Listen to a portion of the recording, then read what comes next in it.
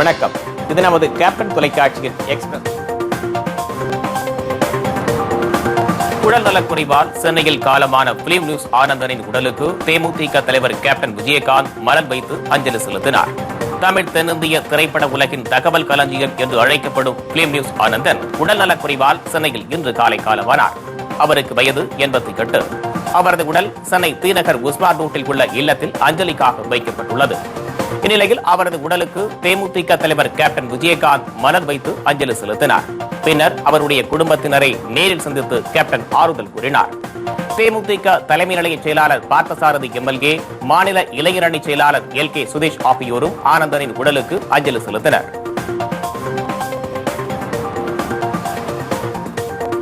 தலித்துகளின் தலைவராக மட்டுமே அம்பேத்கரை சித்தரித்தது பெரிய தவறு என பிரதமர் மோடி கருத்து தெரிவித்துள்ளார். டெல்லி அலிபூர் சாலையில் பாபா சாஹேப் அம்பேத்கர் தேசிய நினைவு இல்லத்திற்கு அடிக்கல் நாட்டு விழா நடைபெற்றது. அதில் கலந்து கொண்டு பேசிய பிரதமர் நரேந்திர மோடி, மார்ட்டின் லூதர் கிங்குக்கு இணையான உலகத் தலைவர் டாக்டர் அம்பேத்கர் என புகழாரம் சூட்டினார். ஒடுக்கப்பட்டவர்கள், பிற்படுத்தப்பட்டவர்கள் என அனைவரின் முன்னேற்றத்திற்காகவும் பாடுபட்டவர் அவர் என கூறினார். சமூக மாற்றத்திற்காக அம்பேத்கர் வகுத்து தந்த பாதையை அனைவரும் பின்பற்ற வேண்டும் என்றும் பிரதமர் மோடி அப்போது கேட்டுக் கொண்டார். தேர்தல் புகார்கள் தொடர்பாக 3 நாட்களுக்குள் நடவடிக்கை எடுக்கப்படும் என்று தமிழக தலைமை தேர்தல் அதிகாரி ராஜேஷ் லக்கானி தெரிவித்துள்ளார். சென்னையில் செய்தியாளர்களிடம் பேசிய அவர், தேர்தல் தொடர்பாக வரும் புகார்கள் மீது குறைந்தபட்சம் 1 நாள் அல்லது அதிகபட்சமாக 3 நாட்களுக்குள் நடவடிக்கை எடுக்கப்படும் என்று கூறினார். தேர்தல் தொடர்பாக ஆய்வு நடத்த இந்திய தலைமை தேர்தல் ஆணையர் நசீம் ஜெய்தி விரைவில் தமிழகம் வரவுள்ளதாகவும் லக்கானி அப்போது தெரிவித்துள்ளார். மேலும் தேர்தல் விதிமுறைகளை மீறியதாக 3300 புகார்கள் வந்திருப்பதாக குறிப்பிட்ட அவர், தொலைக்காட்சிகளில் வரும் செய்திகளின் அடிப்படையிலும் நடவடிக்கைகள் எடுக்கப்படும் என்று கூறினார். உடுமலைப்பேட்டையில் கொடூரமாக கொல்லப்பட்ட சங்கரின் மனைவி கௌசல்யாவிடம் பல்லடம் குற்றவியல் நீதிமன்றத்தில் ரகசிய வாக்குமூலம் அளித்தார். ஜாதி மறுப்பு திருமணம் செய்து கொண்ட சங்கர் கௌசல்யா தம்பதி மீது பயங்கர ஆயுதங்களை கொண்டு தாக்குதல் நடத்தப்பட்டது. இந்த தாக்குதலில் தலித் இளைஞர் சங்கர் பலியானார். அவரது மனைவி கௌசல்யா பலத்த காயங்களுடன் கோவை அரசு மருத்துவமனையில் சிகிச்சை பெற்று வருகிறார். இதனிடையே தீவிர சிகிச்சை பிரிவில் இருந்த கௌசல்யாவை பலத்த போலீஸ் பாதுகாப்புடன் ஆம்புலன்ஸ் மூலம் பல்லடம் நடுவர் குற்றவியல் நீதிமன்றத்திற்கு போலீசார் அழைத்துச் சென்றனர். அங்கு நீதிபதி கிருஷ்ணன் முன்பு கௌசல்யா வாக்குமூலம் அளித்தார். இந்தியாவை நேசிக்காதவர்களுக்கு இந்த நாட்டில் இடம் கிடையாது என விஸ்வ இந்து பரிஷத் தலைவர் பிரவீன் தொகாடியா தெரிவித்துள்ளார். திருப்பதியில் செய்தியாளர்களிடம் பேசிய அவர், பாரத மாதா கி ஜெய் என சொல்ல மாட்டேன் என்று கூறிய ஓவைசிக்கு கடும் கண்டனம் தெரிவித்தார். இந்திய நாட்டின் மீது பற்று இல்லாதவர்கள், தாய்நாட்டை நேசிக்காதவர்களுக்கு இந்த நாட்டில் இடம் இல்லை என்றும் அவர்கள் எதிரிகளாகத்தான் கருதப்படுவார்கள் என்றும் அவர் கூறியுள்ளார். இலங்கை கடற்படையால் கைது செய்யப்பட்டு சிறையில் அடைக்கப்பட்டுள்ள தமிழக மீனவர்கள் 96 பேரை விடுதலை செய்ய இலங்கை அரசு முடிவு செய்துள்ளதாக தகவல் வெளியாகியுள்ளது. எல்லை தாண்டி மீன்பிடித்ததாக கூறி தமிழக மீனவர்கள் 96 பேர் கைது செய்யப்பட்டு அந்நாட்டு சிறையில் அடைக்கப்பட்டுள்ளனர். இந்நிலையில் நலன அடிப்படையில் அவர்களை விடுதலை செய்ய இலங்கை அரசு முடிவு செய்துள்ளது. வரும் 24ஆம் தேதி மீனவர்கள் 96 மீனவர்களும் நீதிமன்றத்தில் ஆஜர்படுத்தப்பட்டு பின்னர் விடுதலை செய்யப்பட உள்ளதாக தகவல்கள் வெளியாகியுள்ளன. மத ரீதியில் தேசத்தை பிளவுபடுத்துவோரை கட்டுப்படுத்தாதது ஏன் என்று பிரதமர் நரேந்திர மோடியிடம் காங்கிரஸ் கட்சி கேள்வி எழுப்பியுள்ளது. இது தொடர்பாக அக்கட்சியின் மூத்த தலைவரும் மாநிலங்களவை எதிர்க்கட்சித் தலைவருமான குலாம் நபி ஆசாத் பிரதமர் நரேந்திர மோடிக்கு கடிதம் ஒன்றை எழுதியுள்ளார். அதில் தேர்தல் ஆதாயத்திற்காக சங் பரிவார் அமைப்புகள் மக்களிடையே மத ரீதியில் வெறுப்புணர்வை ஏற்படுத்தும் வகையிலும் தேசத்தை துண்டாடும் வகையிலும் செயல்பட்டு வருவதாக குற்றம் சாட்டியுள்ளார். அத்தகையோர் மீது மத்திய அரசு நடவடிக்கை எடுக்காதது ஏன் என்றும் அவர் கேள்வி எழுப்பியுள்ளார்.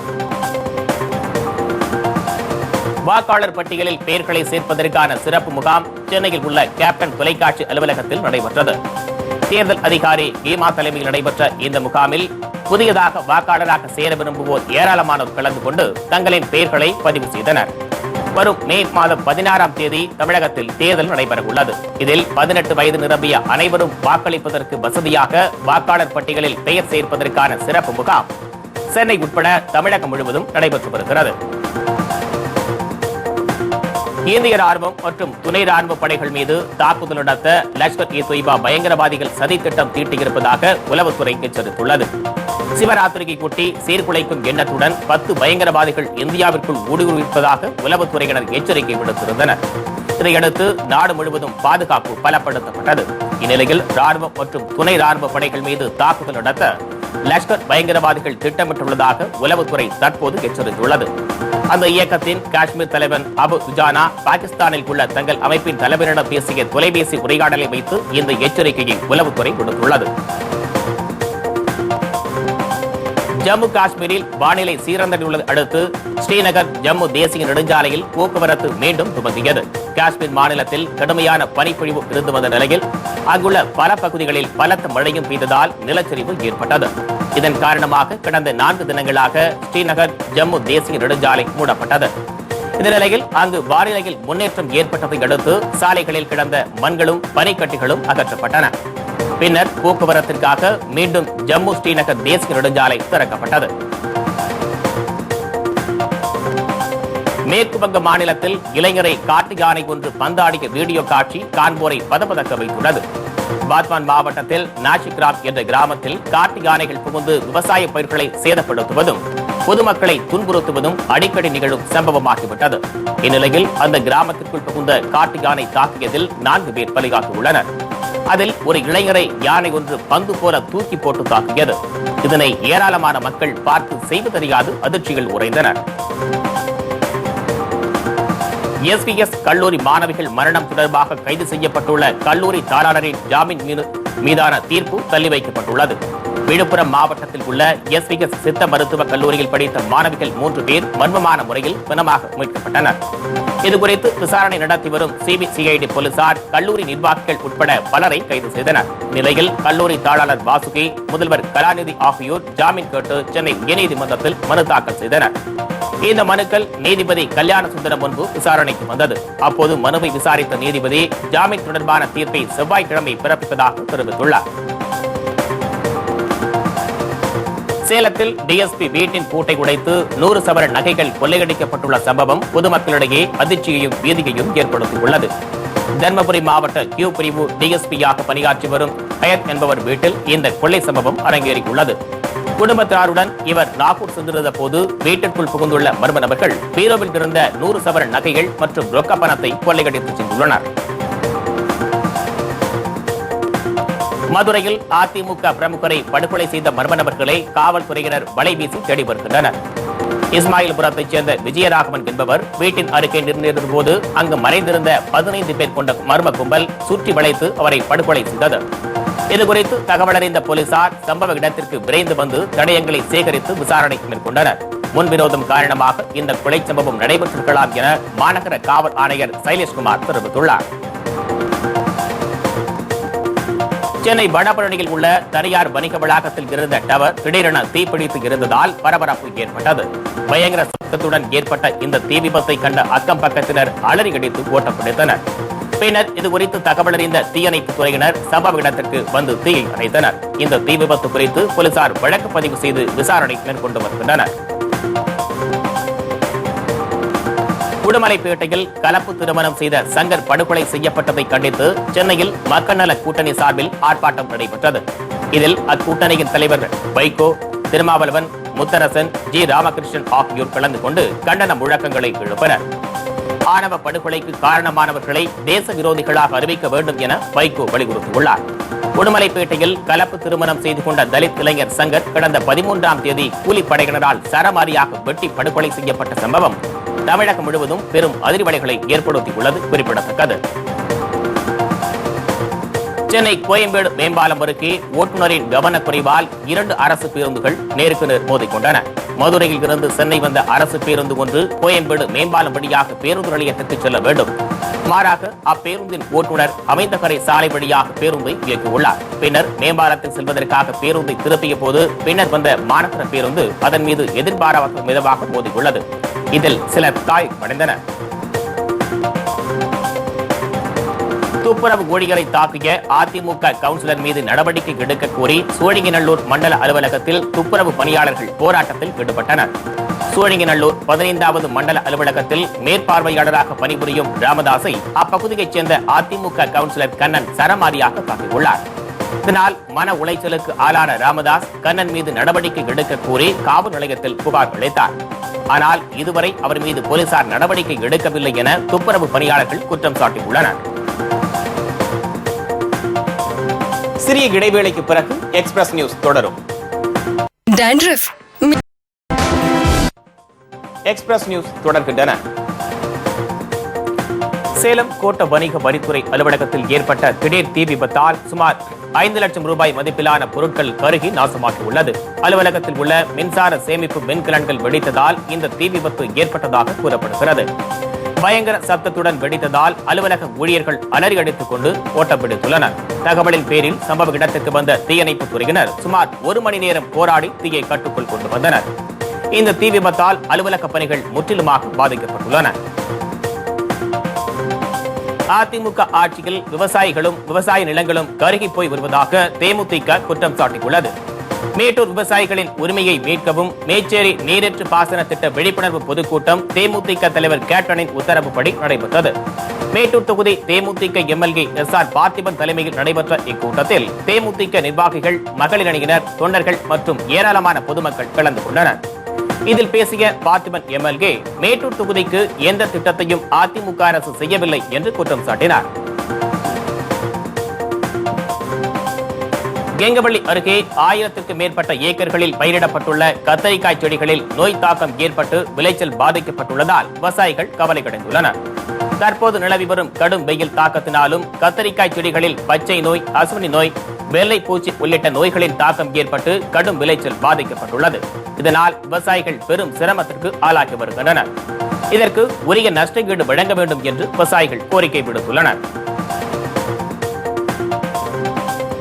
சென்னை பெரியார் நகர் பகுதியில் உள்ள மக்கள் மனித உரிமைகள் கழக அலுவலகத்தில் நுழைந்த மர்ம நபர்கள் அங்கிருந்த பெண்களை சரமாரியாக தாக்கியுள்ளனர். இதையடுத்து தாக்குதல் நடத்தியவர்கள் மீது நடவடிக்கை எடுக்க கோரி அந்த கழகத்தைச் சேர்ந்த பெண்கள் பெரம்பலூர் காவல் நிலையத்தில் புகார் மனு அளித்தனர். ஆனால் புகாரை வாங்க காவல்துறையினர் மறுப்பதாகவும் மாறாக தங்களை சமாதானப்படுத்த முயற்சிப்பதாகவும் மேலாளர் கிரிஜா குற்றம் சாட்டியுள்ளார். சென்னை உயர்நீதிமன்றத்தில் உள்ள 30 நீதிபதி காலி பணியிடங்கள் பட்டியலில் மாவட்ட வழக்கறிஞர்களுக்கு 1/3 பங்கு வாய்ப்பு வழங்க வேண்டும் என்பதை வலியுறுத்தி வரும் 24ஆம் தேதி தமிழகம் மற்றும் புதுவையில் வழக்கறிஞர்கள் நீதிமன்ற புறக்கணிப்பு போராட்டத்தில் ஈடுபட உள்ளதாக அறிவிக்கப்பட்டுள்ளது. இது தொடர்பாக பேசிய வழக்கறிஞர்கள் கூட்டமைப்பின் தலைவர் பரமசிவம் இந்த போராட்டத்தில் 60,000 வழக்கறிஞர்கள் ஈடுபட உள்ளதாக தெரிவித்துள்ளார். உலக மரம் நடும் தினத்தையொட்டி ஸ்ரீ ஆண்டாள் அழகர் கல்லூரியின் மாணவர்கள் ஆயிரக்கணக்கான மரக்கன்றுகளை நட்டனர். காஞ்சிபுரம் மாவட்டம் மாமண்டூரில் இயங்கி வரும் ஸ்ரீ ஆண்டாள் அழகர் கல்லூரியில் உலக மரம் நடும் தினம் கொண்டாடப்பட்டது. இதையொட்டி கல்லூரி வளாகத்தில் கட்டிடவியல் துறை மாணவர்கள் 5000க்கும் மேற்பட்ட மரக்கன்றுகளை நட்டனர். மேலும் செங்கல்பட்டு மற்றும் கூடுவாஞ்சேரி ஆகிய பேருந்து நிலையங்களில் இருந்த பயணிகள், வியாபாரிகள், பொதுமக்கள் என அனைவருக்கும் மரக்கன்றுகளை அவர்கள் வழங்கினர். இதேபோல் மரம் வளர்ப்பு தொடர்பான துண்டு பிரசுரங்களையும் மாணவர்கள் விநியோகித்தனர். திருச்சி நீதிமன்றத்தில் ஆஜராக வந்த இந்து மக்கள் கட்சி மாநில தலைவர் அர்ஜுன் சம்பத் பெரியாருக்கு எதிரான கோஷங்களை எழுப்பியதால் வழக்கறிஞர்களுக்கும் இந்து மக்கள் கட்சியினருக்கும் இடையே மோதல் ஏற்பட்டது. கடந்த 2006ஆம் ஆண்டு இந்து மக்கள் கட்சி சார்பில் பெரியார் சிலையை அகற்றக் கோரி நடைபெற்ற போராட்டத்தின் போது அச்சிலை உடைக்கப்பட்டது. இது தொடர்பான வழக்கில் ஆஜராக வந்த அர்ஜுன் சம்பத் நீதிமன்ற வளாகத்தில் பெரியாருக்கு எதிரான கோஷங்களை எழுப்பியதால் இரு தரப்பினருக்கும் இடையே மோதல் ஏற்பட்டது. போலீசார் சமரசம் செய்ததை அடுத்து அங்கு இயல்பு நிலை திரும்பியது. தர்மபுரி அருகே உரிய ஆவணம் இன்றி கொண்டு செல்லப்பட்ட 5,12,000 ரூபாய் பணம் பறிமுதல் செய்யப்பட்டுள்ளது. நெல்லம்பள்ளி இணைப்பு சாலை அருகே தேர்தல் பறக்கும் படையினர் வாகன சோதனையில் ஈடுபட்ட போது வாழப்பாடியைச் சேர்ந்த சம்பத் என்பவரிடமிருந்து அந்த பணம் பறிமுதல் செய்யப்பட்டுள்ளது. கயிறு திரிக்கும் இயந்திரம் வாங்குவதற்காக பணம் எடுத்துச் சென்றதாக சம்பந்தப்பட்ட நபர் கூறியுள்ளார். இருப்பினும் ஆவணங்கள் இல்லாத காரணத்தால் பணத்தை அதிகாரிகள் பறிமுதல் செய்துள்ளனர். நாகப்பட்டினம் மாவட்டத்தில் பார்வையற்ற மாற்றுத்திறனாளிகள் பிரெய்லி முறையில் தேர்தலில் வாக்களிப்பது தொடர்பான விவர கையேட்டினை மாவட்ட ஆட்சியர் பழனிசாமி வழங்கினார். நாகை மாவட்டத்தில் பிரெய்லி முறையை கற்றறிந்த 30 பார்வையற்ற மாற்றுத்திறனாளிகள் தேர்தலில் வாக்களிக்க வரும்போது அவர்களுக்கு உதவிக்காக இந்த விவர கையேடு வழங்கப்பட்டுள்ளது. இந்நிகழ்ச்சியில் மாவட்ட வருவாய் அலுவலர் மற்றும் மாற்றுத்திறனாளிகள் நலத்துறை அலுவலர் ஆகியோர் கலந்து கொண்டனர். மத்திய பாதுகாப்பு படைக்கு எதிரான ஆர்ப்பாட்டத்தில் வழக்கறிஞர்களுக்கு விதிக்கப்பட்ட இடைக்கால தடையை நீக்கி சென்னை உயர்நீதிமன்றம் உத்தரவிட்டது. சென்னை உயர்நீதிமன்றத்தில் பாதுகாப்பு பணியில் மத்திய பாதுகாப்பு படையினர் ஈடுபடுவதற்கு எதிர்ப்பு தெரிவித்து கடந்த நவம்பர் மாதம் ஆர்ப்பாட்டத்தில் ஈடுபட்ட ஜார்ஜ் உட்பட 8 வழக்கறிஞர்கள் தொழில் செய்ய பார் கவுன்சில் இடைக்கால தடை விதித்தது.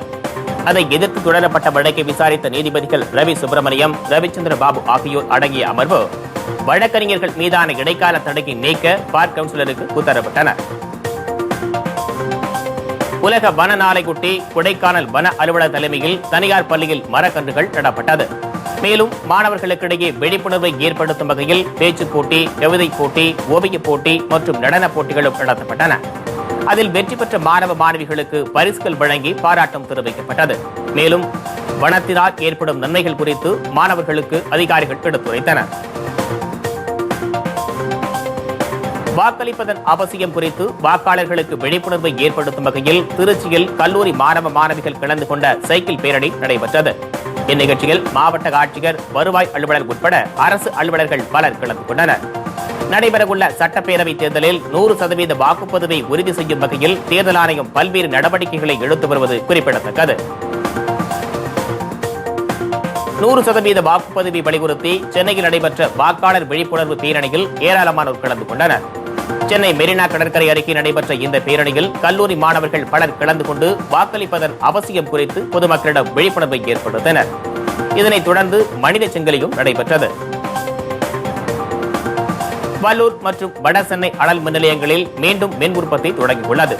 நிலக்கரி எடுத்துச் செல்லும் கன்வேயர் பெல்ட் அருந்ததால் வல்லூர் அனல் மின் நிலையத்தில் 500 மெகாவாட்டும், கொதிகலன் பழுது காரணமாக வட சென்னையில் 210 மெகாவாட் மின் உற்பத்தியும் பாதிக்கப்பட்டிருந்தது. இந்த நிலையில் பழுது சரி செய்யப்பட்டதால் தற்போது மீண்டும் மின் உற்பத்தி தொடங்கியுள்ளது. மதுரை மாவட்டம் சோழவந்தான் தொகுதிக்குட்பட்ட சமயநல்லூர் பகுதியில் நடத்தப்பட்ட வாகன சோதனையில் உரிய ஆவணங்கள் இல்லாமல் எடுத்து வரப்பட்ட 4.5 லட்சம் ரூபாய் பணத்தை தேர்தல் பறக்கும் படையினர் பறிமுதல் செய்தனர். இதையடுத்து பறிமுதல் செய்யப்பட்ட பணம் வாடிப்பட்டி அரசு கருவூலத்தில் ஒப்படைக்கப்பட்டது. மின் மோட்டார்கள் இயங்க தேவையான மும்முனை மின்சாரம் சீராக வழங்கப்படாததால் சாகுபடி செய்த பயிர்களை காப்பாற்ற முடியாமல் பெருத்த நஷ்டத்திற்கு ஆளாவதாக தர்மபுரி மாவட்ட விவசாயிகள் வேதனை தெரிவித்துள்ளனர். விவசாயத்தை பிரதான தொழிலாக கொண்ட தர்மபுரி மாவட்டத்தில் மழை இல்லாத காரணத்தால் கிணறு மற்றும் போர்வெல் நீரை கொண்டு அப்பகுதி விவசாயிகள் பணிகளை மேற்கொண்டு வருகின்றனர். கோடைக்காலம் துவங்கும் முன்னரே மின்வெட்டு பிரச்சினை தலைதூக்க ஆரம்பித்துள்ளதால் விவசாயிகள் கலக்கமடைந்துள்ளனர். இதனிடையே மின்சாரத்தை நம்பி செய்யக்கூடிய சிறு குறு தொழில்களும் தென்னை நார் தயாரிக்கும் தொழிலும் அந்த மாவட்டத்தில் கடுமையாக பாதிக்கப்பட்டுள்ளது. திருச்சி மாவட்டம் மண்ணச்சநல்லூரில் திராவிடர் கழகம் சார்பில் ஜாதி தீண்டாமை ஒழிப்பு மாநாடு நடைபெற்றது. தொடர்ந்து 2 நாட்கள் நடைபெற்ற இந்த மாநாட்டில் திராவிடர் கழக தலைவர் கே வீரமணி கலந்து கொண்டு ஜாதி தீண்டாமை ஒழிப்பு குறித்து எடுத்துரைத்தார். இதில் ஏராளமான அரசியல் கட்சி பிரதிநிதிகள், சமூக ஆர்வலர்கள் மற்றும் பொதுமக்கள் பலர் கலந்து கொண்டனர். 100% வாக்குப்பதிவை வலியுறுத்தி புதுச்சேரியில் கையெழுத்து இயக்கம் நடைபெற்றது. தமிழகம் மற்றும் புதுச்சேரியில் வருகின்ற மே மாதம் 19ஆம் தேதி தேர்தல் நடைபெறவுள்ளது. இதையொட்டி 100% வாக்குப்பதிவை உறுதி செய்யும் வகையில் பல்வேறு விழிப்புணர்வு நிகழ்ச்சிகள் நடத்தப்பட்டு வருகின்றன. இதன் ஒரு பகுதியாக புதுச்சேரி காந்தி சிலை அருகே கையெழுத்து இயக்கம் நடைபெற்றது. இதில் அம்மாநில தலைமை தேர்தல் அதிகாரி கந்தவேலு கலந்து கொண்டு விழிப்புணர்வு கையெழுத்து இயக்கத்தை தொடங்கி வைத்தார். இதேபோல் நாமக்கல்லில் நடைபெற்ற விழிப்புணர்வு பிரச்சாரத்தை மாவட்ட ஆட்சியர் தட்சிணாமூர்த்தி தொடங்கி வைத்தார். திருவண்ணாமலை மாவட்டம் போரூர் அருகே அருள்மிகு வள்ளி தேவசேன சமேத சுயம்பு சிவசுப்பிரமணியர் கோவிலில் பங்குனி உத்திர தேர் திருவிழா வெகு சிறப்பாக நடைபெற்றது. இதில் ஏராளமான பக்தர்கள் கலந்து கொண்டு தேரை வடம்பிடித்து இழுத்து சுவாமி தரிசனம் செய்தனர். மத்திய அரசு அமல்படுத்த உள்ள ஜிஎஸ்டி மசோதா நாடு சுதந்திரமடைந்த பிறகு கொண்டுவரப்படும் மிகப்பெரிய வரி சட்டம் என்றும், இதனால் நாடு பல்வேறு மாறுதல்களை அடையும் எனவும் அகில இந்திய பட்டய கணக்காளர்கள் அமைப்பின் தென்னக தலைவர் பால் குணகுமார் தெரிவித்துள்ளார். கும்பகோணத்தில் செய்தியாளர்களிடம் பேசிய அவர், இதன் மூலம் கருப்பு பண நடமாட்டம் முற்றிலும் ஒழிக்கப்படும் என கூறினார். சிறிய இடைவேளைக்கு பிறகு எக்ஸ்பிரஸ் நியூஸ் தொடரும். சிறுத்தை பையா படங்களை தொடர்ந்து தற்போது தோழா படத்தில் நடிகர் கார்த்தியுடன் இணைந்துள்ளார் நடிகை தமன்னா. கார்த்தி தமன்னா ஜோடி கடந்த 2 படங்களிலும் வெற்றி பெற்றுள்ளதால் இந்த படமும் வெற்றி பெறும் என்ற எதிர்பார்ப்பில் ரசிகர்கள் காத்திருக்கின்றனர். தமிழில் தோழா, தெலுங்கில் உபேர் என்ற தலைப்புகளில் வருகின்ற வெள்ளிக்கிழமை இப்படம் திரைக்கு வரவுள்ளது.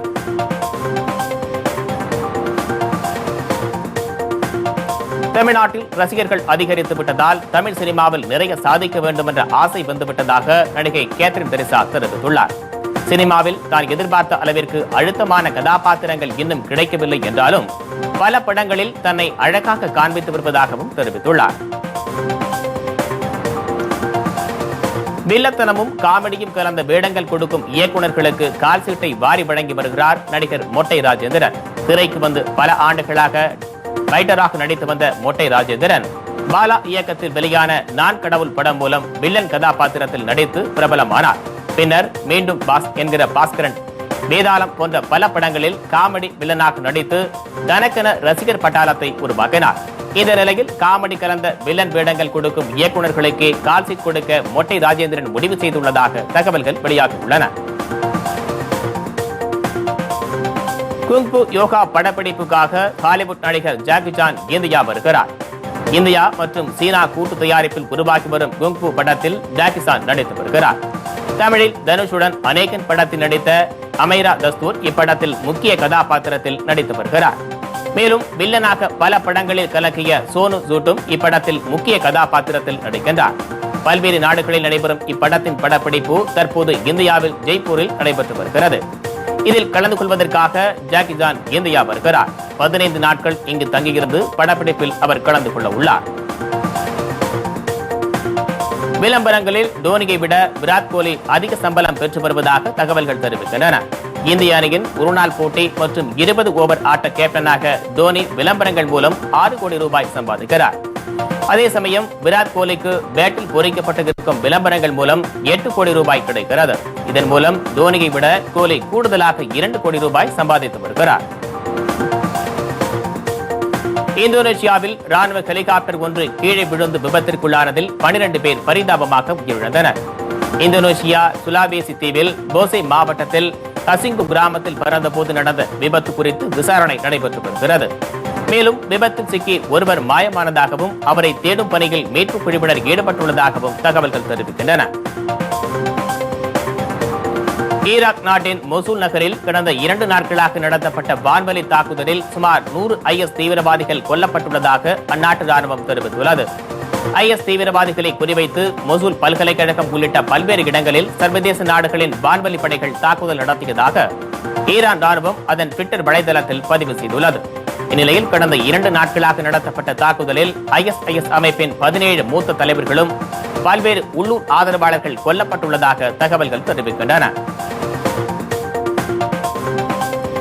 ஸ்பெயின் நாட்டில் பேருந்து கவிழ்ந்து விபத்திற்குள்ளானதில் 14 மாணவர்கள் பரிதாபமாக உயிரிழந்தனர். ஐரோப்பிய நாடுகளைச் சேர்ந்த 60க்கும் மேற்பட்ட மாணவர்கள் ஸ்பெயின் நாட்டில் நடைபெற்ற ஒரு நிகழ்ச்சியில் கலந்து கொள்வதற்காக பேருந்தில் சென்று கொண்டிருந்தனர்.